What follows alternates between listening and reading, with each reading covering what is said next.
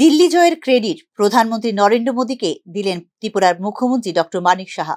বৃহস্পতিবার রামলীলা ময়দানে নতুন মুখ্যমন্ত্রী রেখা গুপ্তার শপথ গ্রহণ অনুষ্ঠানে উপস্থিত থেকে নিজের প্রতিক্রিয়ায় জানালেন মুখ্যমন্ত্রী ডক্টর মানিক সাহা। 27 साल के बाद दिल्ली मतलब दिल, पहले दिल से दिल्ली बना, हम लोग सब जानते हैं। और पूरा देश का दिल यहाँ पर जीत लिया माननीय प्रधानमंत्री नरेंद्र मोदी जी के कारण।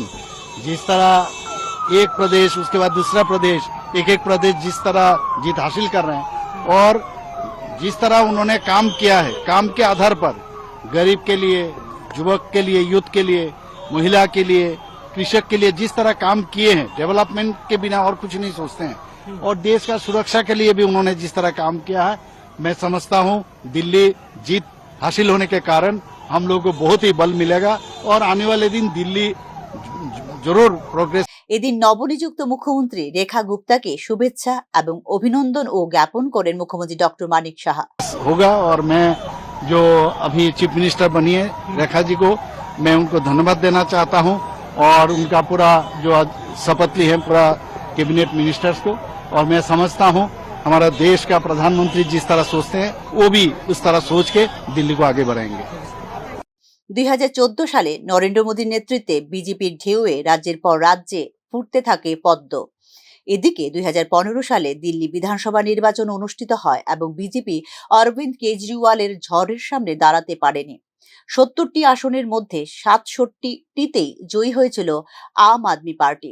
এটি ছিল বিজেপির জন্য একটি বড় পরাজয়। 2015 সালে দিল্লি বিধানসভা নির্বাচনে আম আদমি পার্টি নিরঙ্কুশ জয়লাভ করে। এই জয়ের সাথে সাথে কেজরিওয়ালের মর্যাদা এতটাই বৃদ্ধি পেয়ে যায় যে তিনি দলকে সম্প্রসারিত করতে শুরু করেন জাতীয় পর্যায়ে। একই সাথে কেজরিওয়ালের এই সাফল্যে সরাসরি চ্যালেঞ্জ ছিল প্রধানমন্ত্রী মোদীর জন্য।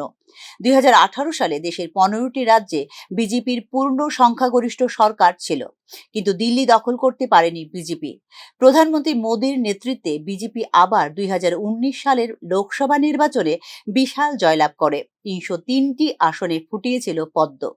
প্রধানমন্ত্রী মোদীর জনপ্রিয়তা তখন তুঙ্গে, কারণ 2019 সালে বিজেপি 2014 সালের তুলনায় আসন জিতেছিল বেশি। এই নির্বাচনেও দিল্লির 60টি লোকসভা আসনে জিতেছে বিজেপি। মনে হচ্ছিল এখন বিজেপির জন্য দিল্লির পথটা একটু সহজ হবে, কারণ প্রধানমন্ত্রী মোদী বিপুল জয়ের মাধ্যমে দেশের প্রধানমন্ত্রী হয়েছিলেন দ্বিতীয়বারের মতো। লোকসভা নির্বাচনে দিল্লিতে 50% বেশি ভোট পাওয়া বিজেপি কেন বিধানসভা নির্বাচনে কোনো অলৌকিক কাজ করতে পারছে না, তা নিয়ে একটা প্রশ্ন ছিল রাজনৈতিক মহলে।